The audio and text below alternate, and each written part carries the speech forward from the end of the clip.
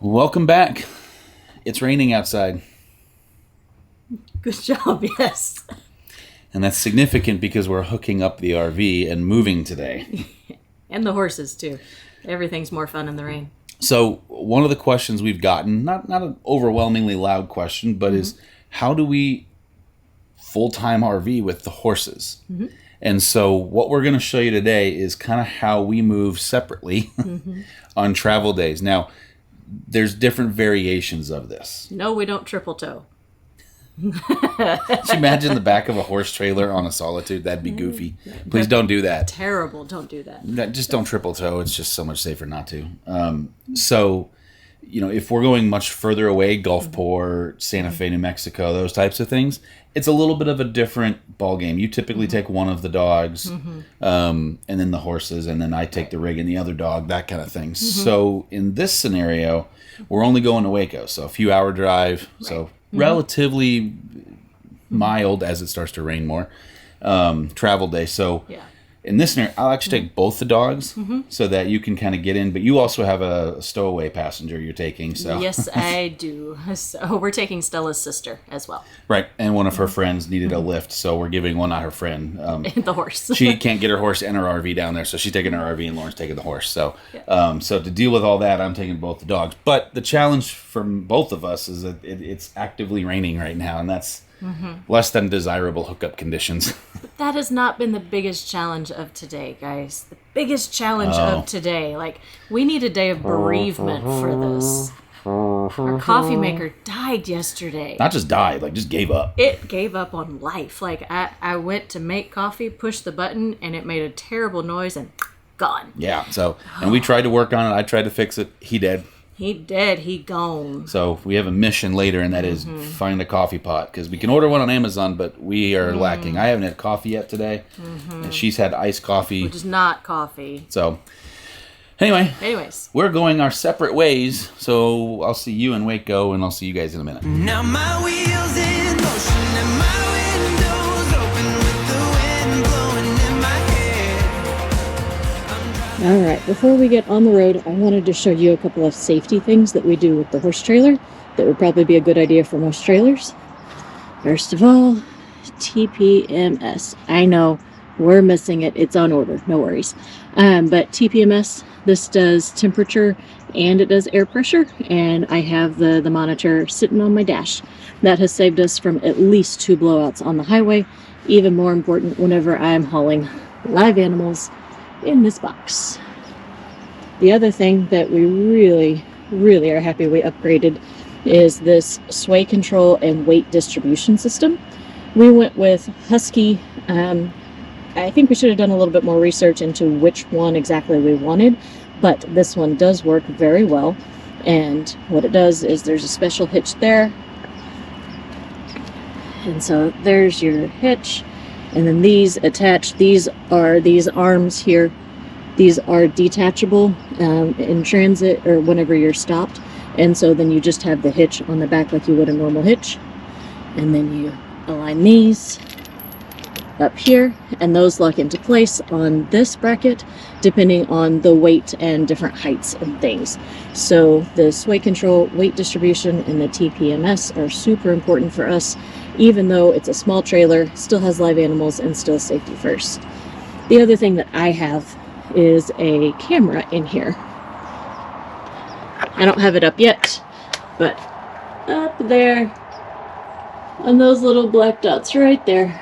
So that's where I put a camera, and I can watch the horses while we're in transit just in case they need anything.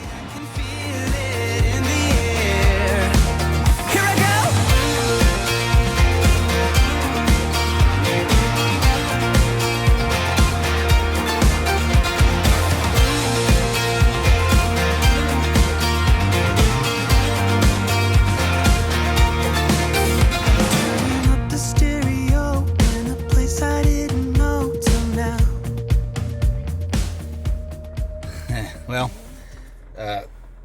right when Lauren was leaving, and you notice the audio is a little different. We had another casualty, not just the coffee pot now. Our mic got busted. Yeah, it broke, unfortunately. So Yeah. Not sure what I'm going to be able to do about that, so I'm going to pre-apologize about the audio. It's probably not the greatest right this moment.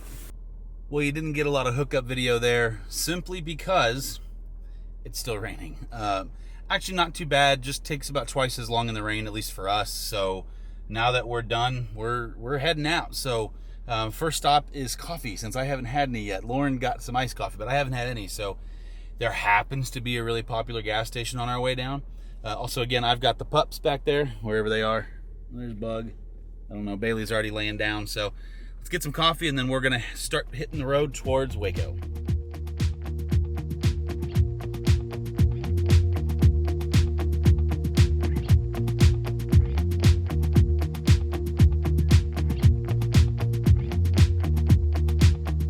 I'm not heading for the stars, driving down the boulevard at night. Playing Coldplay on repeat, watching people on the street as I go by.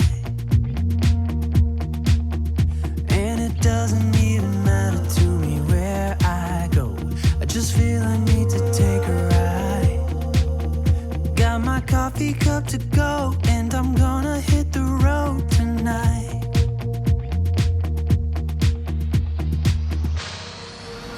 Now my wheels in motion and my windows open with the wind blowing in my hair.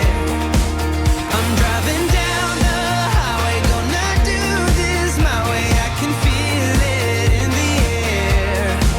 Here I go. All right, well, we just made it to Waco. The rig is filthy. It rained most of the way until we got to here, and now it's absolutely gorgeous outside. You know, the hardest part is probably backing up, but the nice thing about this place is it's just a big parking lot. Ironically, it seems like the only people with campers here are Lawrence Barnes. So you have us, I believe one of the other riders, Lexi, and then the only other two riders down there. So there's a Bounder right here and then a Voltage on the other end. Both of those rigs are part of the barn, so that's the grooms and everybody else. So the backing up's probably the hardest part, but you know, it's nice because it's wide open, so I was able to get in because it's a big parking lot, so it's pretty easy. I've gotten good at doing this also by myself, so now it's pretty much just get unhooked, get back to normal, and then Lauren should be here. I'm not sure when. I haven't heard from her yet, so but she'll be getting here pretty quick, so we'll get a move on. So one of the downsides about Waco, because it's a parking lot situation, our wet base here, our electrical port's there, and then we have a sewer. Our main sewer out is here, and then our secondary rear galley sewer is here. Everything is back here. So we end up having to need a very long water hose, a very long electrical cord, all of that stuff. So hopefully we have enough stuff. We have in the past, but sometimes hoses fail. So, like Ryan was saying, whenever we do the horse shows and he has to take the RV and then I take the truck and the horse trailer, we have a bit of a divide and conquer tactic, I guess you could say. He takes care of most things RV and I take care of most things for the horses and the horse trailer. Depending on where the dogs are, just how long the drive is and what kind of terrain we're trying to cover that day. They get to be a bit much in one back seat for anybody who's trying to do anything else, like to a different trailer. So anyways, as far as the horse trailer goes, I usually pack it either the night before or even the weekend before, just depending on the situation at hand. But I have to pack my entire tack room and make sure I have everything there. The bed of my truck usually has my tack, actual like riding equipment and tack trunk and some things in there. That's where we'll put extra hay. And then the horse compartment has to be completely cleared out and ready for the horses to get in. But that also means clean shavings and plenty of hay for them to eat, all that good stuff. So let's take a peek at my tack room.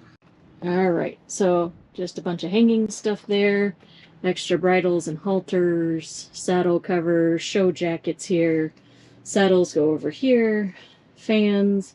This is all supplies, that whole drawers, that's a 3-drawer system, laundry baskets because things always get dirty at the barn, extra buckets, bits. That is actually something my dad made, so we've turned that from a camping box into a tack box. These are all like boots and wraps. And then this whole thing here All 5 drawers are like first aid supplies and different kinds of things. This, it goes to the jack. We have an automatic jack. The downside to an automatic jack instead of a manual jack is that the battery can die, and you never really want to be stranded. So we always have an extension cord with us, and then all the supplies like the battery and everything are on the other side back there. So that's about it. It's not complex, and it's actually very similar to towing the RV. Do your walk around, take your time, don't get in a rush, try to prepare as much as you can, that way you're ahead of the game, and you know, just take it easy. So overall, they're very different, but they're also very similar in the way that we approach it, and of course it always works better when you work together. Is it just us, or do travel days totally take it out of you? Like, we were prepared, we left on time, no big deal. We only had a 2-hour drive day. To say it was like a 2-hour drive day. Getting the truck loaded up and pulling it in the rain absolutely takes it out of me. Yeah, it does. And hauling live animals down the highway in the rain, also, I get it, but geez, we're weenies. And I said this in my truck, but we had a casualty. That's why you're on GoPro footage right now instead of the big fancy camera. So I don't think vehicles are supposed to sound like that. But, so we are on the GoPro for the foreseeable future till I rectify the audio situation. Otherwise, you won't be able to hear us. More important than that, we're going to buy a new coffee maker. But overall, decent travel day. Yeah, not bad at all. No, minus the rain up in North Texas. It's still odd to me that I take our entire home wherever we go. We literally have all of our belongings with us right now. That's the beauty of full-time RV life. Got my horses and all the things. We have our whole home and the dogs. Yep. All good. So that's going to do it for us. We're going to pick this up. You're going to see videos from us pretty consistently in chronological order now for quite some time. In fact, we're filming tomorrow, which is the earliest I think we've filmed in months. So we will be here having a good time exploring some things for you guys, eating some yummy food. I was about to say, no food involved whatsoever. That's where we're starting. Shocker. Yeah. All right. Well, things are getting loud behind us, so we will see you guys next week. Bye, Mom.